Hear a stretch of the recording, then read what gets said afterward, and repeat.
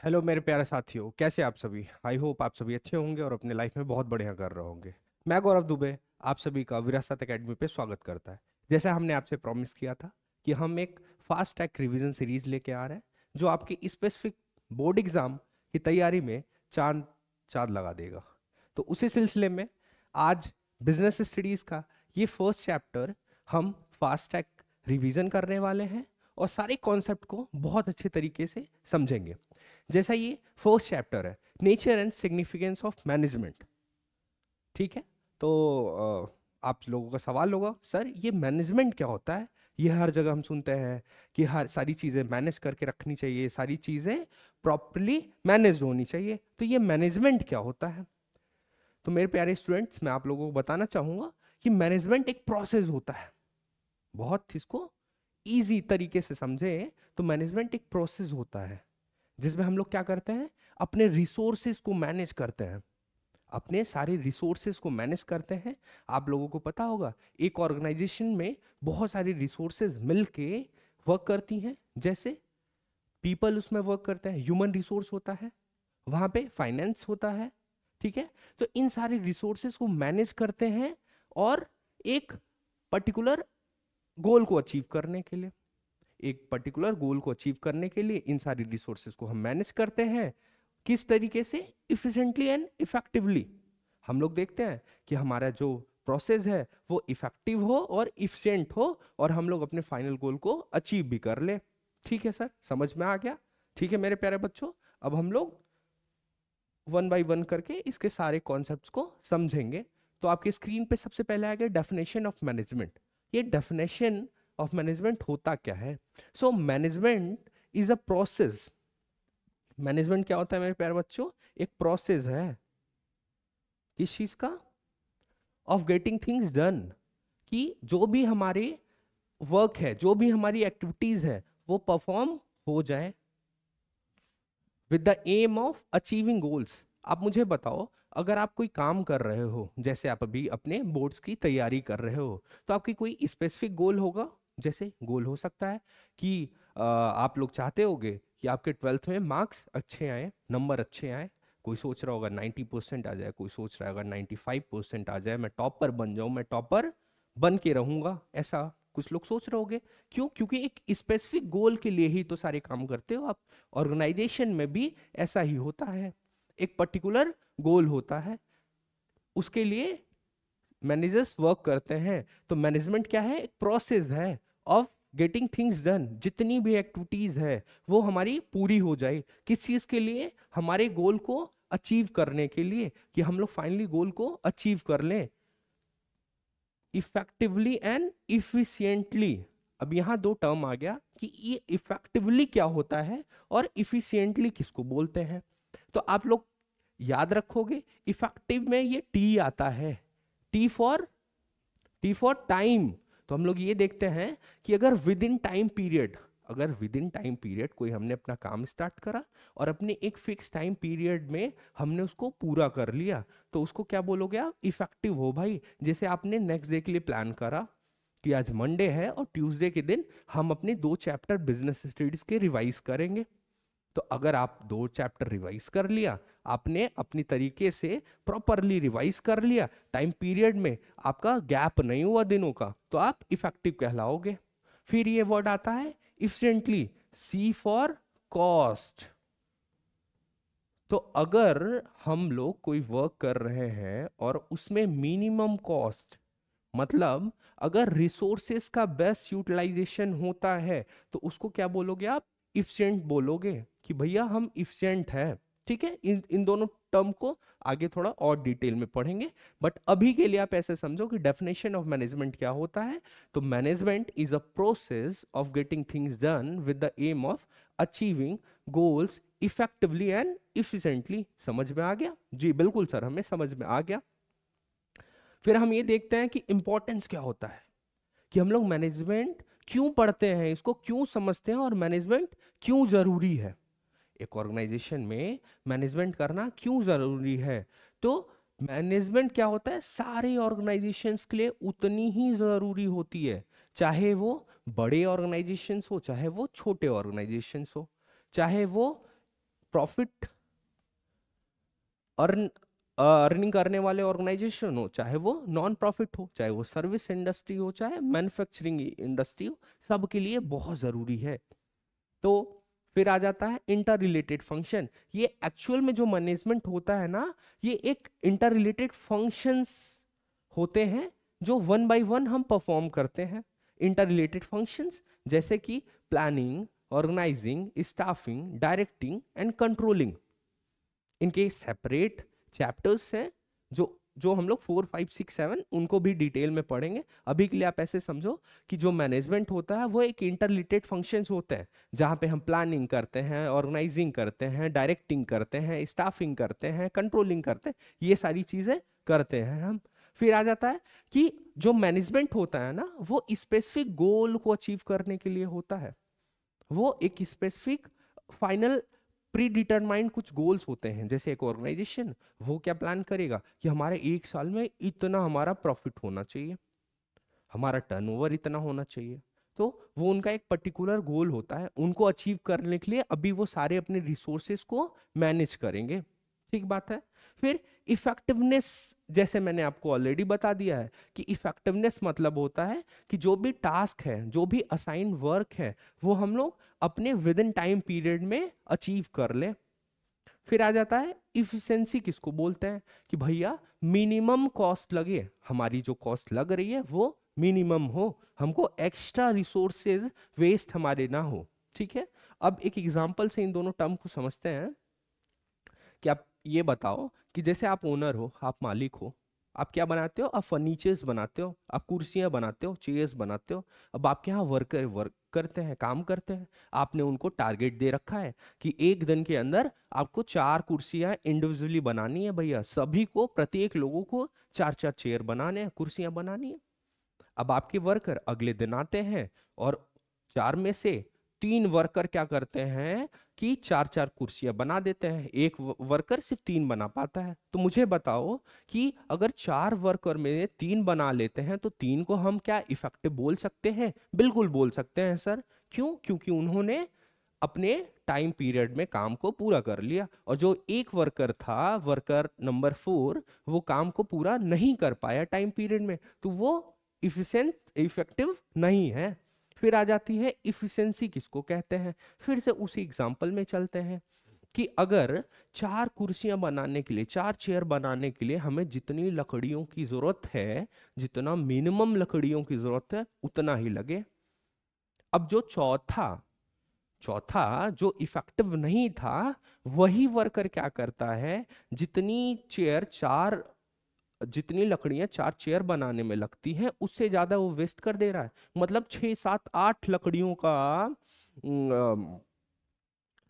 Use कर, 6, 7, 8 chair बनाने में जितनी लकड़ियां लगती, उतनी लकड़ियां वो सिर्फ 4 चेयर बनाने में लगा दे रहा है। मतलब वो वेस्टेज ऑफ रिसोर्सेज भी कर रहा है। तो क्या वो इफिशिएंसी भी उसके अंदर है? नहीं सर, उसके अंदर इफिशिएंसी भी नहीं है। तो मतलब ना तो वो इफेक्टिव है, ना तो वो इफिशिएंट है।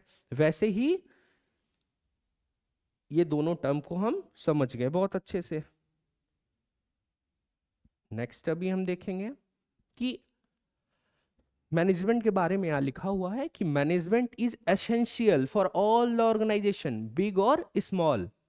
चाहे ऑर्गेनाइजेशन बड़ी हो, चाहे ऑर्गेनाइजेशन छोटी हो, मैनेजमेंट की जरूरत हर जगह है। मैनेजमेंट की जरूरत आपके घर में भी उतनी है, आपके स्कूल में भी उतनी है, हॉस्पिटल में उतनी है, किसी बड़े मल्टीनेशनल कंपनी में भी उतनी है। अब कोई भी प्रॉफिट ऑर्गेनाइजेशन हो, कोई भी मैन्युफैक्चरिंग ऑर्गेनाइजेशन हो, यहाँ पे हमको इंटर रिलेटेड एक्टिविटीज को परफॉर्म करना होता है, that are perform by all the managers. इन सारी जगहों पे इंटर रिलेटेड फंक्शंस जो होते हैं, प्लानिंग, ऑर्गेनाइजिंग, स्टाफिंग, ये सारे मैनेजर्स को परफॉर्म करने होते हैं। Managers ensures that tasks are completed and goals are achieved with the least amount of resources and minimum cost। हम ये देखते हैं कि हमारा जो रिसोर्स है उनका कम से कम यूज हो, उनका बेस्ट यूटिलाइजेशन हो, उनकी वेस्टेज ना हो, और हमारा टाइम पीरियड भी विद इन टाइम पीरियड ही हम रहें। नेक्स्ट हम देखते हैं कि कैरेक्टरिस्टिक्स ऑफ मैनेजमेंट, मैनेजमेंट के कैरेक्टरिस्टिक्स क्या होते हैं। ये बहुत ही जरूरी स्लाइड है मेरे प्यारे दोस्तों, ये बहुत ही जरूरी स्लाइड है आपके बोर्ड एग्जाम से, तो इसको बहुत ही अच्छे तरीके से आप समझना।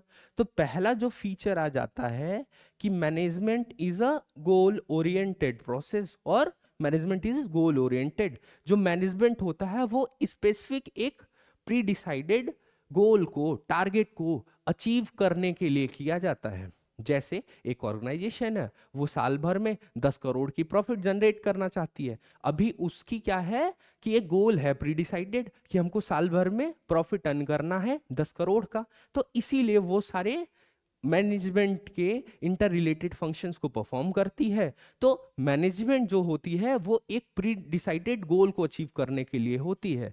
वहां पे हम ये नहीं सोचते कि हमारा फाइनल आउटकम कुछ भी हो, हम सिर्फ काम करते रहें, नहीं, हमारा प्री डिसाइडेड गोल होता है।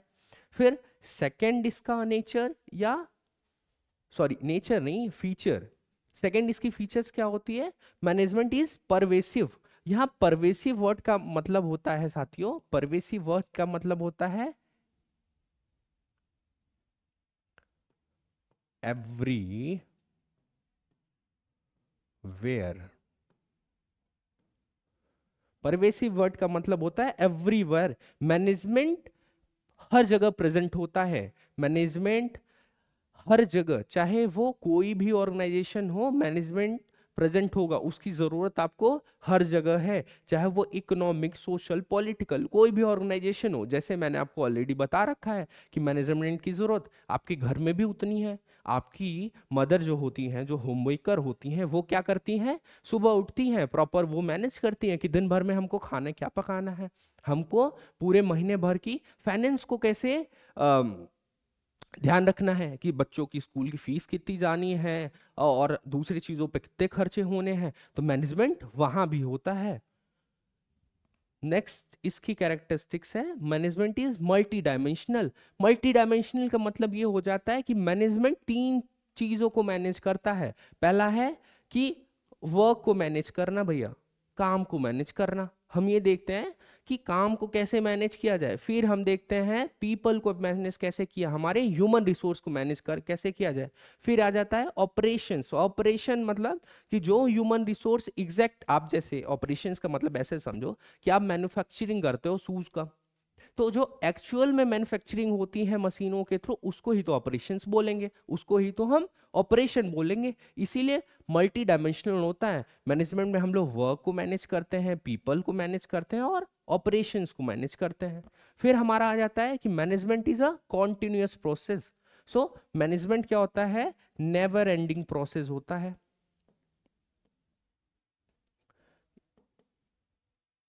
ये नेवर एंडिंग प्रोसेस होता है।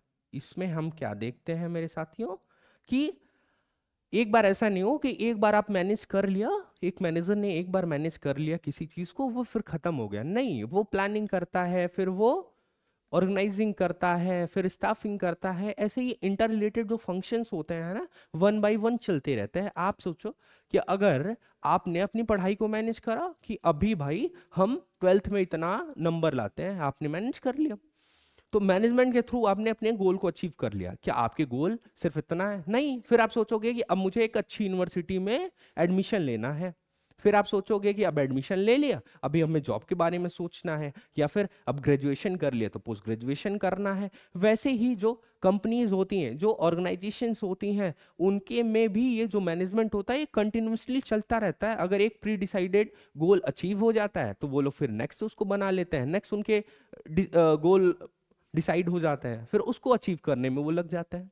फिर आता है management is a group activity. जो मैनेजमेंट होता है साथियों, वो ग्रुप एक्टिविटीज होती है। ऑर्गेनाइजेशन चूंकि एक इंडिविजुअल्स का पूरा ग्रुप होता है, सारे इंडिविजुअल्स उसमें काम करते हैं, तो जब मैनेजमेंट की बात आप करोगे तो मैनेजमेंट हमेशा ग्रुप एक्टिविटी कहलाती है। फिर होता है डायनामिक फंक्शन। आप मुझे ये बताओ, जो भी ऑर्गेनाइजेशन होती है वो एक्सटर्नल इन्वायरमेंट में वर्क करती है। एक्सटर्नल इन्वायरमेंट आपका चैप्टर नंबर 3 है, उसको डिटेल में पढ़ेंगे। अभी के लिए आप ऐसा समझो कि जो एक्सटर्नल इन्वायरमेंट होता है, जैसे कि मोदी जी आए, उन्होंने बोला कि भैया अब से जीएसटी लागू हो गई, जीएसटी वर्क करेगी। तो आप बताओ, आपके ऑर्गेनाइजेशन में थोड़े चेंजेस करने पड़ेंगे, ऑर्गेनाइजेशन में थोड़े चेंजेस करने पड़ेंगे। तो उसी वजह से जो भी डायनामिक ऑर्गेनाइजेशन, डायनामिक फंक्शन में ये चीज़ कह रहा है कि अगर हमारे एक्सटर्नल इन्वायरमेंट में कोई चेंज आता है तो हमको उसके हिसाब से अपने मैनेजमेंट में भी चेंज लाना पड़ेगा। फिर आता है मैनेजमेंट इज अ इंटेंजिबल। हम लोग मैनेजमेंट को देख नहीं सकते, हम लोग सिर्फ मैनेजमेंट को महसूस कर सकते हैं, ये इंटेंजिबल होता है। एग्जाम्पल के लिए, जैसे मैं आपके घर आता हूँ मेरे साथियों, मैं आपके घर आता हूँ, मैं देखता हूँ कि आपके घर पे सारी चीज़ें बहुत ही प्रॉपरली तरीके से रखी हुई हैं, बहुत प्रॉपर तरीके से मैं देखता हूँ कि आपके घर में पूरा का पूरा डेकोरेशन हो रखा हुआ है। हाँ, सब चीजें जैसी होनी चाहिए वैसी है। तो मैं ये कह सकता हूँ ना कि भाई आपके घर की मैनेजमेंट बहुत अच्छी है, मैनेजमेंट बहुत अच्छी है। ऐसा नहीं है कि मैनेजमेंट आपके घर में कहीं बैठा हुआ है, मैं देखूंगा वो देखो मैनेजमेंट चेयर पे बैठा हुआ, ऐसा नहीं है। वो इंटेंजिबल होता है, सिर्फ उसको हम फील कर सकते हैं। ठीक है, ऑर्गेनाइजेशन में सेम तरीके से हम लोग मैनेजमेंट को फील करते हैं। फिर आ जाता है फंक्शंस ऑफ मैनेजमेंट। मैनेजमेंट कौन कौन से फंक्शन परफॉर्म करता है, यही इंटर रिलेटेड फंक्शंस होते हैं जिसको एक मैनेजर परफॉर्म करता है मैनेजमेंट में। सो पहला आ जाता है प्लानिंग। पहला प्लानिंग में क्या होता है मेरे साथियों, कि प्लान में हम लोग कुछ प्री डिसाइडेड गोल्स बनाते हैं। प्री डिसाइडेड हम लोग एक तरीका बनाते हैं कि हमको जो हमने गोल बनाया अभी हम उसको अचीव कैसे करेंगे। एक रास्ता होता है, एक ब्रिज होता है। कहां से, where we are present, where we are presently and where we want to go in future. हम आज यहां पे हैं, जैसे आज अगर हम पॉइंट ए पे हैं और हम पॉइंट ए से बी पे जाना चाहते हैं, तो हम लोग प्लान करेंगे कि भाई अभी हम पॉइंट ए से पॉइंट बी पे कैसे पहुंचे, उसी को प्लानिंग कहते हैं। नेक्स्ट आ जाते हैं ऑर्गेनाइजिंग। किसको कहते हैं, आप मुझे बताओ कि हमको एक ऑर्गेनाइजेशन को बहुत सारी रिसोर्सेज की जरूरत पड़ती होगी। तो अगर हमको कोई गोल अचीव करना है तो हमको भैया क्या चाहिए, बहुत सारे रिसोर्सेज चाहिए। तो रिसोर्सेज को ऑर्गेनाइज करना ही ऑर्गेनाइजिंग कहलाता है। जैसे यहाँ पे लिखा हुआ है कि जितने भी रिसोर्सेज हैं उनको ऑर्गेनाइज करना ऑर्गेनाइजिंग में आ जाता है। यहाँ पे कुछ चीजें लिखी हुई है कि assigning duties, establishing authority and responsibility वगैरह वगैरह। ठीक है, इस चैप्टर को भी डिटेल में पढ़ेंगे। थर्ड इसका फंक्शन आ जाता है स्टाफिंग। हम लोग क्या करते हैं कि कुछ जॉब बना लिया, ऑर्गेनाइजिंग में हमने कुछ जॉब क्रिएट कर ली, कुछ पोस्ट बना लिया अभी हमने, फिर हम स्टाफिंग में क्या करते हैं, उन पोस्ट पे सही लोगों का चुनाव करके उस पोस्ट पे उनको बैठा देते हैं, उनको काम करने के लिए छोड़ देते हैं। Finding and placing the right person in the right job eight right time. हम लोग क्या करते हैं, राइट पीपल को खोजते हैं। फिर राइट, जब हम लोग पर्सन को खोज लिया तो उनको राइट जॉब देते हैं, भाई उनके अनुसार से जो अच्छा कर सकते हैं हम लोग उनको वो जॉब देते हैं, और at a right time. Staffing में क्या होता है बेसिकली, कि हम लोग लोगों को असाइन करते हैं कि आप ये वाला टास्क आप परफॉर्म करोगे। नेक्स्ट अपना जो चौथा फंक्शन है वो है डायरेक्टिंग का।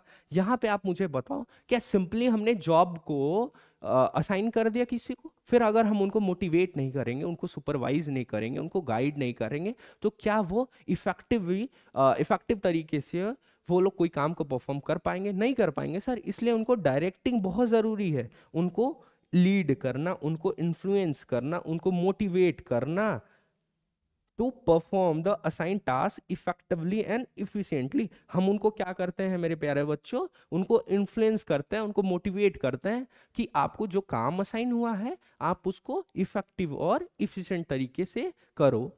और लास्ट अपना फंक्शन आ जाता है कंट्रोलिंग का। कंट्रोलिंग क्या होता है, कि हम लोग ये चेक करते हैं कि जो हमने प्री डिसाइडेड अपना प्लान बनाया हुआ था, जो एक हम लोग एक स्टैंडर्ड सेट किया था, क्या हमने उसको अचीव कर लिया। ये लास्ट फंक्शन होता है। यहाँ पे हम ये देखते हैं कि जो हमारे शुरू से, मतलब फ्रॉम बिगनिंग से हमने जो प्लान किया हुआ था और लास्ट में जब हम खत्म करते हैं तो क्या हमने अपनी गोल था उसको अचीव कर लिया। अगर हम अचीव नहीं करते तो हम करेक्टिव मेजर्स लेते हैं, हम ये देखते हैं कि हमसे गलतियां कहाँ हो गई और अभी हम उसको कैसे सुधार सकते हैं। एग्जाम्पल के लिए हम ऐसा बोल सकते हैं कि हमने शुरू में प्लान करा कि हमारी जो अर्निंग है वो क्या होनी चाहिए, 100 रुपए की होनी चाहिए। और हमारी अर्निंग सिर्फ कितने की हुई साथियों, सिर्फ 80 रुपए की है हुई। तो 20 रुपए जो हम शॉर्ट रह गए, 20 रुपए जो कम रह गए, वो कंट्रोलिंग में हम देखते हैं कि उनको कैसे करेक्ट किया जा सकता है, करेक्टिव मेजर्स क्या लिए जा सकते हैं। समझ में आई होप आप लोगों को ये बहुत अच्छे से आया होगा। फिर आ जाते हैं हम ऑब्जेक्टिव क्या होता है, कि क्यों ये मैनेजमेंट फंक्शंस को हम परफॉर्म करते हैं। तो ऑब्जेक्टिव में हम समझते हैं, पहला होता है ऑर्गेनाइजेशनल ऑब्जेक्टिव, कि एक ऑर्गेनाइजेशन इसको क्यों परफॉर्म करती है, उनके लिए ये क्या फायदेमंद होता है, क्यों करती है। तो सबसे पहला जो उनका ऑब्जेक्टिव होता है वो सर्वाइवल का होता है साथियों। सर्वाइवल मतलब कि अगर आप अपने एग्जाम्पल से आप समझो, आप खुद एक बिजनेस करने जा रहे हो, जी सर करने जा रहे हैं, आपने 5 लाख रुपए अपने बिजनेस में खर्च किया, आपने एक शॉप खरीदी, एक दुकान खरीदी 5 लाख रुपए लगा के, ठीक है, आपने काम करना चालू करा। तो सबसे पहला आपका गोल होगा कि हम ये जो 5 लाख रुपए हमने इन्वेस्ट किया हुआ है वो हमारा रिकवर हो जाए, हम मार्केट में सरवाइव कर पाए, हम लोग no profit no loss situation में रहें, हम लोग no profit no loss situation में रहें। तो ये पहला उनका होता है कि ensuring the organisation survive and exist in the future. वो ये इंश्योर करना चाहते हैं कि हमारी जो ऑर्गेनाइजेशन है ये फ्यूचर में भी वर्क करती रहे, सरवाइव करती रहे। अब जब हमारा सर्वाइवल वाला गोल जब कंप्लीट हो जाता है, अकम्प्लिश हो जाता है, तो हम सेकंड गोल की तरफ चलते हैं ऑर्गेनाइजेशन, कि भैया हमारी प्रॉफिटेबिलिटी होनी चाहिए। अब हमने क्या करा, सरवाइव तो कर लिया, हम no profit no loss situation में आ गए। अब हमको क्या करना है, हमको प्रॉफिट अर्न करना है। आप अगर 5 लाख रुपए लगा के बिजनेस कर रहे हो तो आप चाहोगे ना कि आपका 6 लाख रुपए 7 लाख रुपए आप वहां से रिकवर कर पाओ, आप वहां से अर्न कर पाओ, कि 2 3 4 लाख की प्रॉफिट आपको हो। तो ये सेकंड उनका होता है earning adequate profit to survive and grow. जब आपकी प्रॉफिट होगी तभी तो आपकी ग्रोथ होगी, आप तभी तो अपनी कंपनी में ग्रोथ कर पाओगे, अपनी कंपनी के लिए ग्रोथ कर पाओगे। थर्ड होता है, थर्ड लेवल होता है जब ये दोनों लेवल हम अचीव कर लेते हैं, सर्वाइवल और प्रॉफिटेबिलिटी का, तो हम लोग कहाँ जाते हैं, ये ग्रोथ वाले लेवल पे। ग्रोथ क्या होता है मेरे साथियों, कि यूटिलाइजिंग पोटेंशियल अपॉर्चुनिटी इफेक्टिवली, जो भी अपॉर्चुनिटीज अवेलेबल है मार्केट में उनको हम इफेक्टिव तरीके से यूटिलाइज कर लेते हैं। ग्रोथ को आपके एग्जांपल से समझते हैं, जैसे अभी आपने 5 लाख रुपए लगा के आपने एक शॉप चलाई, आप शॉप ओपन करते हो, फिर क्या होता है कि आप 5 लाख से 6 लाख अर्न करने लगते हो, 7 लाख अर्न कर लेते हो। तो आप चाहोगे ना अभी आपके क्या एम्प्लॉयज, नंबर ऑफ एम्प्लॉयज बढ़ जाए, नंबर ऑफ रिसोर्सेज बढ़ जाए, आपकी पहले एक दुकान थी 2 दुकान हो जाए, 3 दुकान हो जाए, उसको ही तो ग्रोथ बोलेंगे। पहले आपकी एक दुकान थी, अभी आपकी कितनी दुकानें हो गई, आपकी 3 दुकानें हो गई साथियों। ये आई होप ये पॉइंट समझ में आपको आया होगा। फिर चलते हैं सोशल ऑब्जेक्टिव्स, कुछ होते हैं मैनेजमेंट के कुछ ऑब्जेक्टिव होते हैं जो सोशल होते हैं, कि आप ये समझोगे एक ऑर्गेनाइजेशन सोसाइटी के हेल्प से ही तो वर्क करती है, सोसाइटी में ही हेल्प करती है, सोसाइटी के रिसोर्सेज को यूज करके वो लोग वर्क करते हैं। तो आप मुझे बताओ कि अगर सोसाइटी का ही सब कुछ है तो एक ऑर्गेनाइजेशन की कुछ रिस्पॉन्सिबिलिटी है सोसाइटी के प्रति, तो वही होता है उनका सोशल ऑब्जेक्टिव। जैसे होता है, पहला उनका होता है कि providing quality product at reasonable rate. जो प्रोडक्ट होना चाहिए वो क्वालिटी होनी चाहिए, उसमें ना एक एडिक्वेट क्वालिटी होनी चाहिए भैया, स्टैंडर्ड क्वालिटी होनी चाहिए, और रेट भी रीजनेबल होना चाहिए। ऐसा नहीं कि आप बहुत ही हाई प्राइस चार्ज करो। फिर है जनरेटिंग एम्प्लॉयमेंट, एम्प्लॉयमेंट अपॉर्चुनिटीज को जनरेट करना भैया, जो हमारे यूथ हैं, जो हमारे लोग हैं, जो काम करना चाहते हैं, उनको काम मिले हमारी ऑर्गेनाइजेशन में, ये भी एक ऑर्गेनाइजेशन की रिस्पॉन्सिबिलिटी होती है। फिर होता है कंट्रीब्यूटिंग टू सिविक एक्टिविटीज। अभी सिविक एक्टिविटीज में भी आप कुछ कंट्रीब्यूट करो, वो भी एक ऑर्गेनाइजेशन की सोशल रिस्पॉन्सिबिलिटी होती है। जैसे आप अभी देखे होंगे कि कोविड जब आया था तो कोविड रिलीफ फंड बनाए गए थे।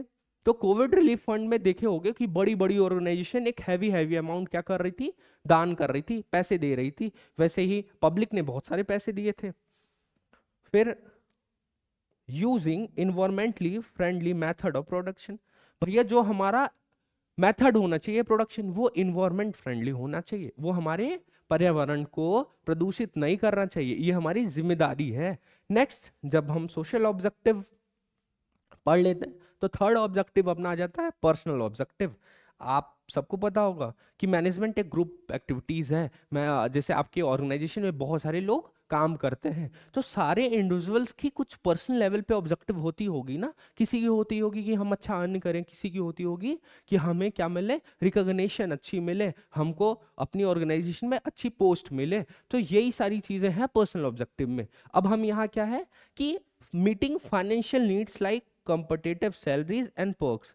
इन्होंने क्या बोला, पर्सनल ऑब्जेक्टिव हो सकता है ना कि हमको कॉम्पिटिटिव सैलरी मिले, जो हमारे इंडिविजुअल्स वर्क कर रहे हैं, जो हमारे एम्प्लॉयज वर्क कर रहे हैं, उनको कॉम्पिटिटिव सैलरी मिले। फिर हम देखते हैं पीयर रिकॉग्निशन होना चाहिए कि भैया अगर हम अच्छा काम करें अपनी ऑर्गेनाइजेशन में तो हमें क्या मिलनी चाहिए, रिकॉग्निशन भी तो मिलनी चाहिए। हमारा बॉस जो है हमारी तारीफ करे भैया, हमको फिर क्या मिलनी चाहिए, गुड वर्किंग कंडीशन मिलना चाहिए। जहां हम काम कर रहे हैं वहां की वर्किंग कंडीशन अच्छी हो। वहां पे ऐसा नहीं है हम काम करने का और हमको गर्मी लग रही है, भाई वहां पे प्रॉपर फैन एयर कंडीशनर इन सारी चीजों की व्यवस्था होनी चाहिए। फिर होना चाहिए opportunities for promotion and personal growth. हमारी जो ग्रोथ है, हमारी जो प्रमोशन है, उनकी भी अपॉर्चुनिटीज अवेलेबल हो। ऐसा ना हो कि 10 साल 20 साल हो गए हम एक ही पोस्ट पे काम कर रहे हैं, ना हमारी सैलरी बढ़ी है, ना हमारा प्रमोशन हुआ है, ना तो हम पर्सनल हमारा कोई ग्रोथ हुआ है। तो हमारे पर्सनल ऑब्जेक्टिव में ये सारी चीजें इंक्लूड होती हैं और मैनेजमेंट इन्हीं सारी ऑब्जेक्टिव्स को पाने के लिए वर्क करता है। ऑर्गेनाइजेशन ऑब्जेक्टिव, सोशल ऑब्जेक्टिव और पर्सनल ऑब्जेक्टिव को अचीव करने के लिए वर्क करता है। नेक्स्ट आ जाता है कि इंपॉर्टेंस ऑफ मैनेजमेंट, कि इंपॉर्टेंस क्या होता है मैनेजमेंट का, कि एक्चुअल में ये मैनेजमेंट हम क्यों करते हैं। तो पहला हो जाता है help in achieving group goals. Group के कुछ गोल्स होते हैं साथियों, हाँ, बहुत सारे इंडिविजुअल्स होते हैं, वो सारे मिलके ग्रुप फॉर्म करते हैं, एक ऑर्गेनाइजेशन फॉर्म करते हैं। तो उन गोल को अचीव करने के लिए ही मैनेजमेंट क्या करता है, हेल्प करता है। सेकंड आ जाता है क्रिएट्स अ डायनामिक ऑर्गेनाइजेशन। जैसे ऑलरेडी हमने बात कर रखा हुआ है कि एक्सटर्नल इन्वायरमेंट में वर्क करता है ऑर्गेनाइजेशन, जहां पे रोज नए नए चेंजेस आते हैं। तो डायनामिक ऑर्गेनाइजेशन वो बना के रखता है मैनेजमेंट कि अगर कोई भी एक्सटर्नल इन्वायरमेंट में चेंज आए तो उनके अकॉर्डिंग हम भी अपने ऑर्गेनाइजेशन में अपने वर्क में चेंज ला सके और उनके साथ डील कर सके। भैया हमको वो ज्यादा इफेक्ट ना करे, हमको वो पॉजिटिवली इफेक्ट करे। Third one is help in achieving personal objectives. आप ये बताओ कि अगर ग्रुप ऑब्जेक्टिव पूरा हो रहा है तो कहीं ना कहीं हमारा पर्सनल ऑब्जेक्टिव भी पूरा होगा। एक मैनेजमेंट का यही होता है, भैया ग्रुप गोल तो हमने अचीव कर लिया। अगर हमारी ऑर्गेनाइजेशन चाहती है कि 10 करोड़ रुपए हम एक साल में कमाएं, वो तो ठीक बात है, हमने कमा लिए। लेकिन जो पर्सनल ऑब्जेक्टिव है भैया, जो पर्सनल ऑब्जेक्टिव होता है कि हमारा प्रमोशन हो, हमारी सैलरी बढ़े, वो सारी चीजें भी मैनेजमेंट के थ्रू पूरी होती हैं। नेक्स्ट है इंक्रीजेस इफिशियंसी। ये क्या करता है, इफिशियंसी बढ़ा देता है, कॉस्ट को कम कर देता है, अपने रिसोर्सेज का बेस्ट यूटिलाइजेशन करने में हमको हेल्प करता है। फिर लास्ट इसका और फिफ्थ जो इंपॉर्टेंस है वो है facilitate changes and helps in development of society. ये क्या करता है, चेंज को फैसिलिटेट कर देता है। जैसे हमारी ऑर्गेनाइजेशन में कोई चेंजेस आए, जैसे पहले हम जो भी फाइनेंशियल कैलकुलेशंस करते थे, अपने बुक्स ऑफ अकाउंट बनाते थे, वो बुक और पेन से बनाते थे, कॉपी पेन से बनाते थे, हैंड रिटन होता था। फिर धीरे धीरे टाइम चेंज हुआ, अभी कंप्यूटर एप्लीकेशंस आ गए, कंप्यूटर के थ्रू हम बनाते हैं। तो जो लोग, आप ऐसे समझो कि जो लोग पहले यूज टू हो चुके थे हैंड रिटन अकाउंट्स बनाने के, जब कंप्यूटर आया तो उनको थोड़ी मुश्किलें हुई, वो बोले कि भाई इससे हम काम नहीं कर पाएंगे, वो रिजेक्ट हो गए। लेकिन मैनेजमेंट के थ्रू ही हम उनको क्या कर सकते हैं, उनको कंप्यूटर एप्लीकेशंस कितना इजी होता है, कितना इफेक्टिव होता है, ये उनको बताएंगे, तभी तो वो चेंज के लिए राजी होंगे भैया, उनको तभी तो हम मना पाएंगे। फिर है सोसाइटी डेवलपमेंट भी मैनेजमेंट के थ्रू होता है कि हम सोशल वेलफेयर भी करते हैं। हम देखते हैं कि सोसाइटी में क्या बेहतर चीज हम लोग कर सकते हैं अपने ऑर्गेनाइजेशन के थ्रू। नेक्स्ट आता है लेवल ऑफ ऑर्गेनाइजेशन, कि ऑर्गेनाइजेशन के लेवल कितने होते हैं। तो पहला जो लेवल होता है वो टॉप लेवल मैनेजमेंट होता है। टॉप लेवल मैनेजमेंट होता है, इस टॉप लेवल में कौन कौन आता है, CEO, board of directors, MD, president and chairman. CEO मतलब chief executive officer, board of director, managing director, president and chairman, ये टॉप लेवल के लोग होते हैं जो टॉप मैनेजमेंट में आते हैं। इनका काम क्या होता है, इनके मेन फंक्शन होते हैं deciding the overall objective of organisation. एक ऑर्गेनाइजेशन का ऑब्जेक्टिव क्या होना चाहिए, प्लान क्या होना चाहिए, इस ऑब्जेक्टिव को अचीव करने के लिए प्लानिंग क्या होनी चाहिए, पॉलिसीज क्या होनी चाहिए, and providing the necessary resources. जो रिसोर्सेज प्रोवाइड करी जाती हैं, जो फंड्स इकट्ठे करे जाते हैं, जो फाइनेंस इकट्ठे करी जाती है, वो किसकी जिम्मेदारी होता है, वो किसका फंक्शन होता है, वो टॉप लेवल मैनेजमेंट का फंक्शन होता है। फिर हम आते हैं कि मिडिल लेवल मैनेजमेंट, ये दूसरा लेवल होता है। यहाँ पे कौन कौन होते हैं, हेड्स होते हैं, जैसे परचेज मैनेजर हो गया, ऑपरेशन मैनेजर हो गया, प्रोडक्शन मैनेजर हो गया। ये सारे डिपार्टमेंट्स के हेड आते हैं इस लेवल पे, और इनके काम क्या होते हैं, they are responsible for implementing plan and policy set by top management. जो टॉप लेवल मैनेजमेंट ने प्लान बना दी, पॉलिसीज बना दी, उसको ऑर्गेनाइजेशन में इंप्लीमेंट करने की जिम्मेदारी किसकी होती है, मिडिल लेवल मैनेजमेंट की होती है। असाइनिंग जॉब्स टू सबऑर्डिनेट्स, जो इनके सबऑर्डिनेट्स होते हैं उनको ये जॉब भी असाइन करते हैं। नेक्स्ट है recruiting employees for their respective departments. अभी उनके रिस्पेक्टिव, जैसे एक परचेज आप बोल सकते हो परचेज मैनेजर है, तो परचेज डिपार्टमेंट में परचेज मैनेजर जो होगा वही क्या करेगा, रिक्रूट करेगा भैया, वही क्या करेगा, जॉब प्रोवाइड करेगा, जॉब असाइन करेगा अपने सबऑर्डिनेट्स के लिए। अब ये थर्ड और लास्ट लेवल है लोअर लेवल मैनेजमेंट, ये सबसे नीचे होता है। यहाँ पे कौन कौन होते हैं, यहाँ पे सुपरवाइजर होते हैं, फोरमैन होते हैं, इंस्पेक्टर होते हैं। ये क्या परफॉर्म करते हैं, अरेंजिंग रॉ मटेरियल्स, ये अरेंज करते हैं रॉ मटेरियल्स को। ये और क्या करते हैं, टूल्स को अरेंज करते हैं और अदर फैसिलिटीज को अरेंज करते हैं। Ensuring worker performance and maintaining worker safety and security. ये क्या करते हैं कि जो वर्कर काम कर रहे हैं हमारी फैक्ट्री में, उनकी सेफ्टी और सिक्योरिटी भी मैनेज रहे, उनके पास सारे रॉ मटेरियल, टूल्स और अदर फैसिलिटीज अवेलेबल रहे। ये लोअर लेवल मैनेजमेंट का काम होता है। ठीक है साथियों, आई होप आपको ये चीजें समझ में आ रही होंगी।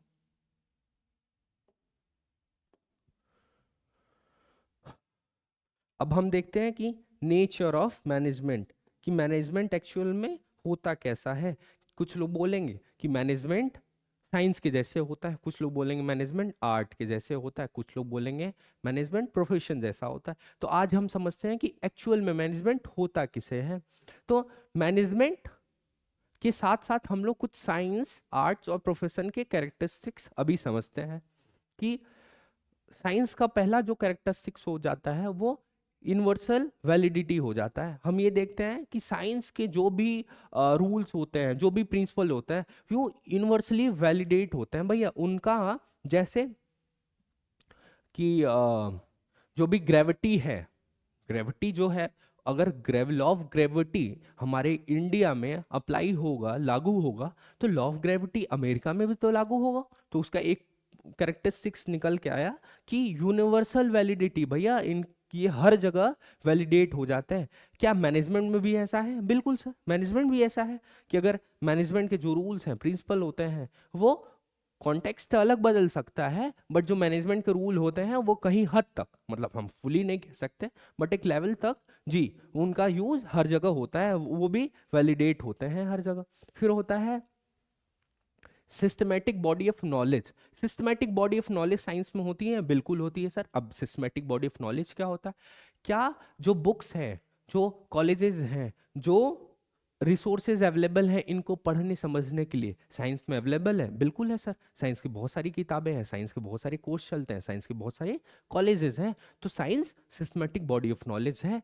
तो मेरे साथियों ये बताओ कि जो भी अपने मैनेजमेंट में है, मैनेजमेंट में भी क्या systematic body of knowledge available है? बिल्कुल अवेलेबल है सर। जैसे अभी हम क्या मैनेजमेंट पढ़ रहे हैं, मैनेजमेंट की बुक्स अवेलेबल है, मैनेजमेंट के बहुत सारे कॉलेजेस अवेलेबल है, रिटन बुक्स अवेलेबल है, ये सारी चीजें अवेलेबल है। तो ये भी कैरेक्टरिस्टिक साइंस से मैच कर गया? बिल्कुल कर गया सर। नेक्स्ट हम ये देखते हैं कि साइंस के जो प्रिंसिपल होते हैं वो एक्सपेरिमेंट से डिराइव होते हैं। साइंस के प्रिंसिपल, कोई एक्सपेरिमेंट आप परफॉर्म करते हो तो फिर आप उसके रिजल्ट को देखते हो, तभी तो आप ये कहते हो कि भैया जो भी हम साइंस के प्रिंसिपल्स बनाते हैं वो बेस्ड ऑन एक्सपेरिमेंट्स होते हैं।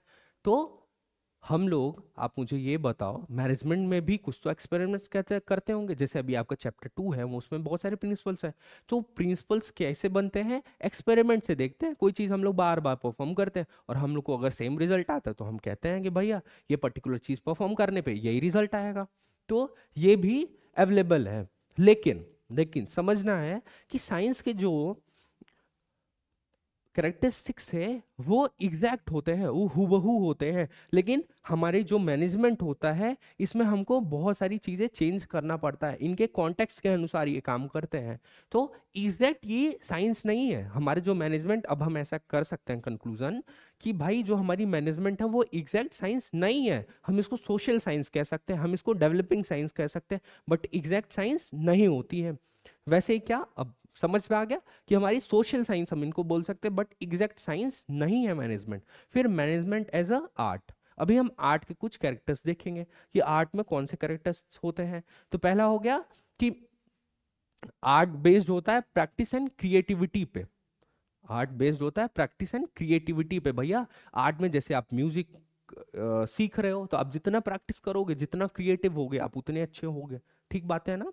कि जैसे जितना प्रैक्टिस करते जाओगे आप, जैसे मैनेजर होता है, एक मैनेजर है, अगर वो अपने वर्क एक्सपीरियंस उसका 1 साल का है, 2 साल का है, तो जैसे जैसे उसका वर्क एक्सपीरियंस बढ़ेगा वैसे वैसे उसकी परफॉर्मेंस भी अच्छी होगी। भैया वो काम अच्छे तरीके से और कर पाएगा। तो ये दोनों कैरेक्टरिस्टिक्स अवेलेबल हैं, ये आर्ट में भी है और ये मैनेजमेंट में भी अवेलेबल है। फिर होता है कि पर्सनलाइज एप्लीकेशन।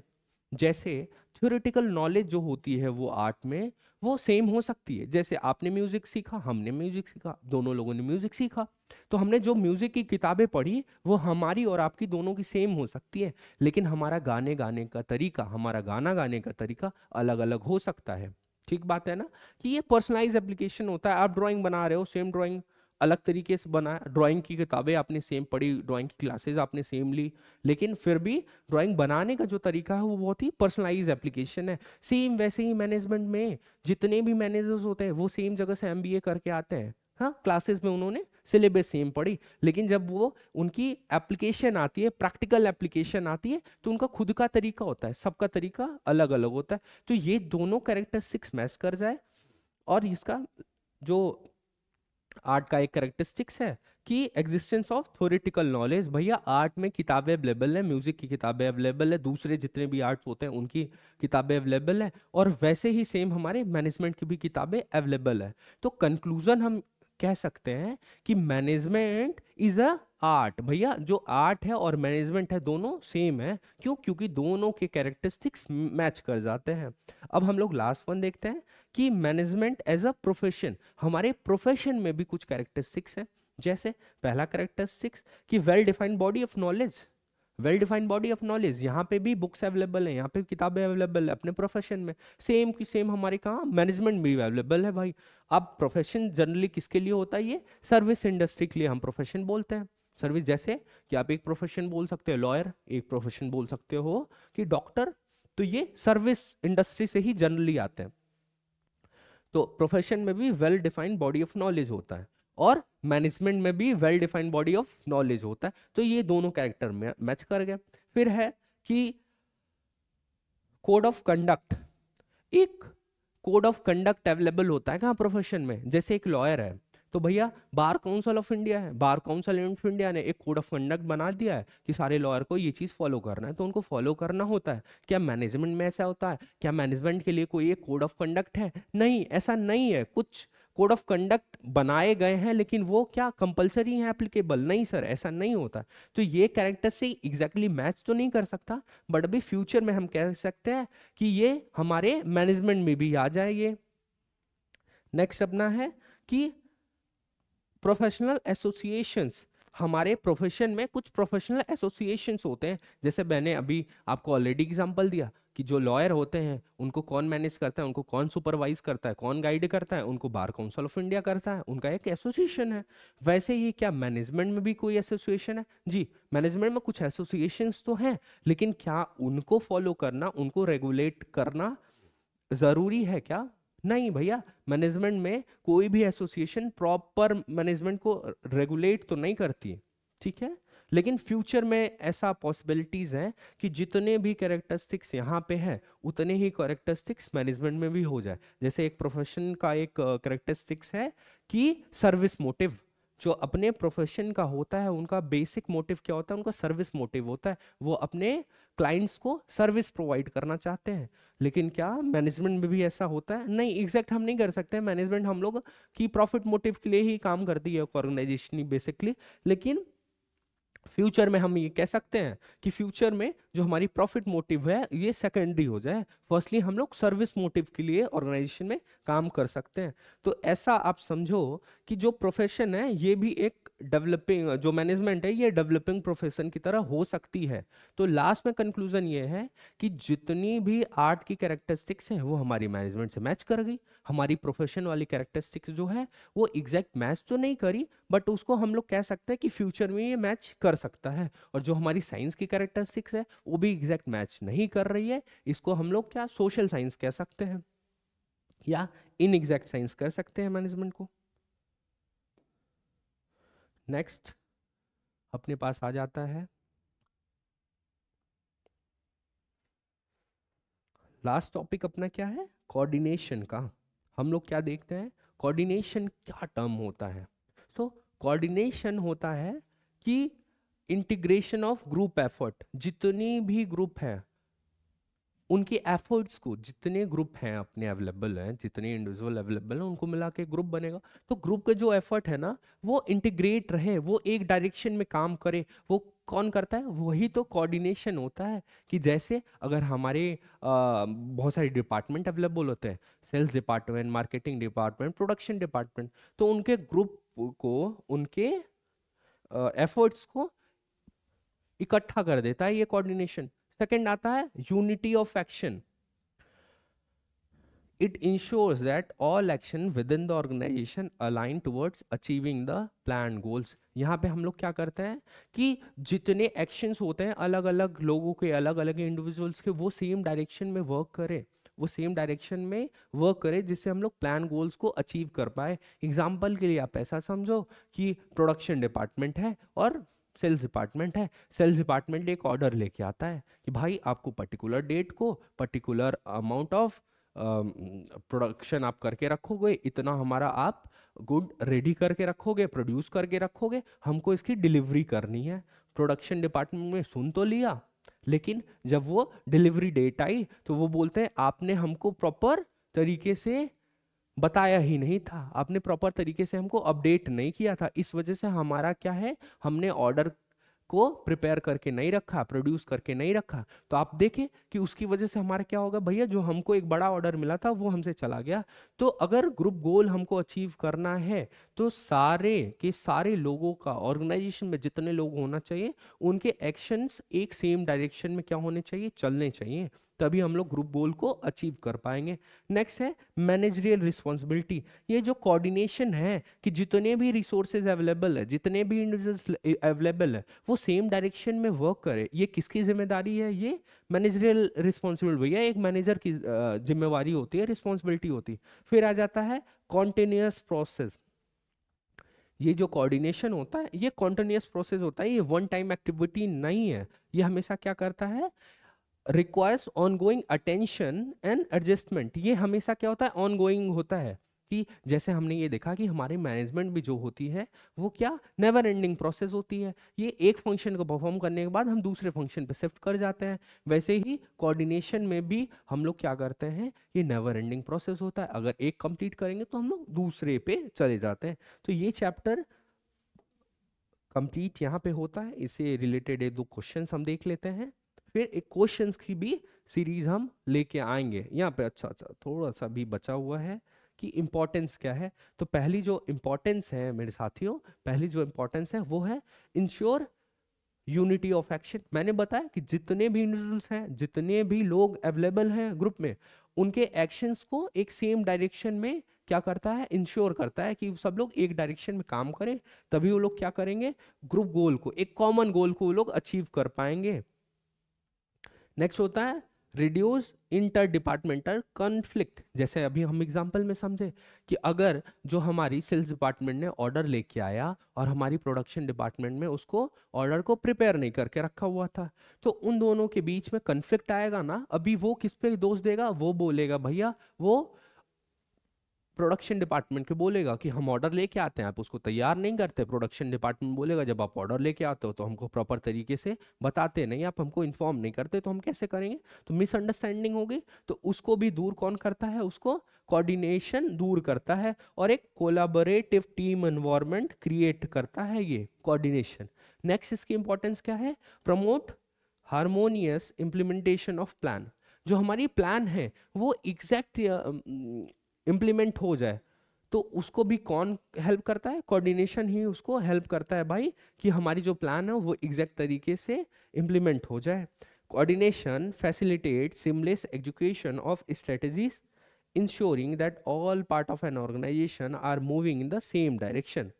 लास्ट इसका आप देखोगे इंपॉर्टेंट जो है वो है maintain a high degree of employees morale. ये क्या करता है? एक मोराल बना के रखता है एम्प्लॉयज के अंदर। ये कोऑर्डिनेशन एक मोटिवेशन क्रिएट करके रखता है सारे इंडिविजुअल्स के अंदर, by fostering team work and reducing conflict. जैसे अगर टीम वर्क को हम बढ़ावा देंगे और कॉन्फ्लिक्ट को कम करेंगे। Coordination contribute to a positive workplace atmosphere, enhancing overall employee satisfaction. अगर हमारे अंदर लोगों के अंदर टीम भावना ज़्यादा होगी, उन सब के बीच में कोऑर्डिनेशन प्रॉपर होगा, एक पॉजिटिव वर्कप्लेस क्रिएट होगा, तो इससे क्या होगा? एम्प्लॉय सेटिस्फैक्शन बढ़ेगा, एम्प्लॉयज का मोराल बढ़ेगा, मोटिवेशन बढ़ेगा, तो और बेहतर तरीके से काम कर पाएंगे। ये सब किसके हेल्प से हो सकता है? ये कोऑर्डिनेशन की हेल्प से होता है। फिर ये क्वेश्चन नंबर 1 है। क्वेश्चन है, ये चैप्टर खत्म हो गया अभी ना, इसको हमने अच्छे से रिवाइज करा, आई होप आपको समझ में आएगा। कुछ क्वेश्चंस हैं उनको देख लेते हैं हम। कि Dheeraj is a working as operation manager. इस वर्ड को आप ध्यान दोगे कि जो धीरज है वो क्या कर रहा है? एक ऑपरेशन मैनेजर है इन टिफको लिमिटेड। अब आपको बताना क्या है कि जो धीरज है वो किस लेवल पे वर्क करता है। Name the managerial level eight which he is working, और उनके 4 फंक्शंस को भी आपको क्या करना है? स्टेट करना है, बताना है कि वो कौन से 4 फंक्शन उस लेवल को परफॉर्म करने होते हैं। तो धीरज, जैसे मैंने बताया कि जितने भी डिपार्टमेंट्स होते हैं उनके हेड को, उनके मैनेजर्स को किस लेवल में रखा जाता है? उनको मिडिल लेवल में रखा जाता है। तो धीरज कहाँ वर्क कर रहा है? Middle level of management work कर रहा है। और इनके 4 जो फंक्शंस होते हैं वो होता है कि इम्प्लीमेंट करते हैं किस चीज़ को? पॉलिसीज जो फ्रेम करी रहती है टॉप में, उनको इम्प्लीमेंट करता है। नेसेसरी पर्सनल को ये क्या करता है? ड्यूटीज असाइन करता है, रिस्पॉन्सिबिलिटीज असाइन करता है। ये मोटिवेट करता है हायर प्रोडक्शन के लिए। ये cooperate with other departments for smooth organisation functioning. ये क्या करता है? अदर डिपार्टमेंट साथ कॉपरेट भी करता है कि हमारे ऑर्गेनाइजेशन की फंक्शनिंग स्मूथ होती रहे।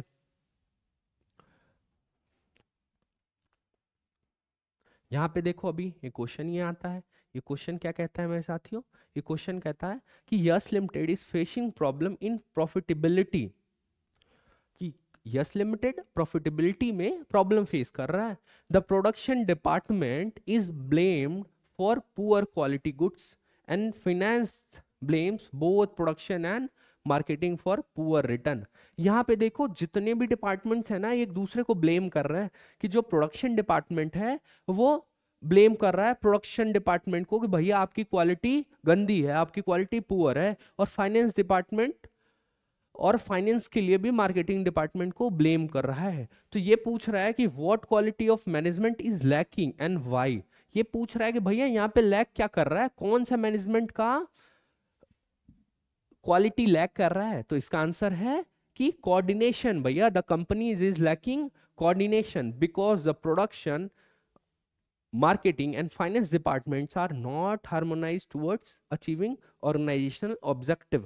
आप यहाँ पे ये देख रहे हो कि जो भी डिपार्टमेंट्स है वो सिर्फ एक दूसरे को ब्लेम कर रही है। वो जो भी कंपनी, जो ऑर्गेनाइजेशन का गोल है उनको अचीव करने के लिए अपना 100% नहीं दे रही है, वो लोग सिर्फ एक दूसरे को ब्लेम कर रहे हैं। तो यहाँ पे क्या लैक कर रहा है? यहाँ पे कोऑर्डिनेशन लैक कर रहा है। ठीक है मेरे प्यारे दोस्तों, आई होप आप सभी को ये पूरा चैप्टर बहुत अच्छे से समझ में आया होगा। इसी तरीके से अपनी इस फास्ट ट्रैक रिवीजन सीरीज में हम आने वाले और चैप्टर्स को बहुत डिटेल तरीके से देखेंगे, उसमें और क्वेश्चंस ऐड करेंगे, थोड़े केस स्टडीज भी देखेंगे, और विरासत एकेडमी आपको इंश्योर करेगा कि आप बोर्ड एग्जाम में अच्छा परफॉर्म करो। मैं बहुत ही जिम्मेदारी के साथ ये चीज कह सकता हूं कि बोर्ड्स एग्जाम में 90% 90% अचीव करना बहुत ईजी है। सिर्फ आप विरासत एकेडमी के साथ जुड़े रहें और अपनी तैयारी में बहुत ही मजबूत तरीके से लगे रहें। चलिए फिर, जय हिंद, मिलते हैं अगली क्लास में।